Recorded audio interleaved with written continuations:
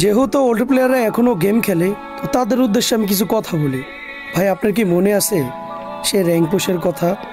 আপনার কি মনে আছে প্রাইভেট ছুটি হওয়ার পর সবাই একসাথে মিলে কাস্টম খেলা, ডায়মন্ড টপ আপ করে ডিজে আলোক নেওয়ার ফিলিংটা, বন্ধু বান্ধবকে বারবার দেখানো, মামা আমার অ্যাকাউন্টে তো ডিজে আলোক আছে, তোর কাছে কি আছে? আরে বন্ধু, আজকে আমি একলা বিয়ার র্যাঙ্ক খেলছি, 6 কিল করছি, তুই কই আসিলি?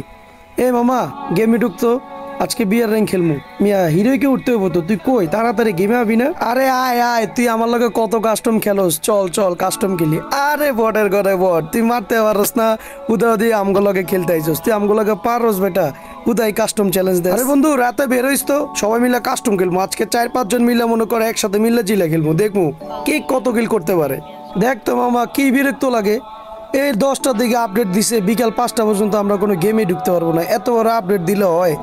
এখনকার ভাই আপডেটগুলা জাস্ট 20-30 মিনিটের। আগের ভাই যখন গেমটা আপডেট দিত ভাই, তখন ভাই আমাদের দিন কেমনে যাইতো আমরা ভাই নিজেও জানতাম না, এত কষ্টে দিন যাইতো এই গেমটা।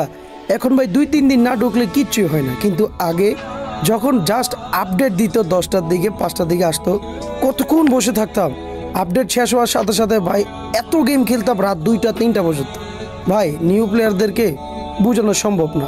আপনারা যারা ওল্ড প্লেয়াররা আছেন, প্লিজ ভাই একটা আপনার মূল্যবান কমেন্ট করে যাবেন।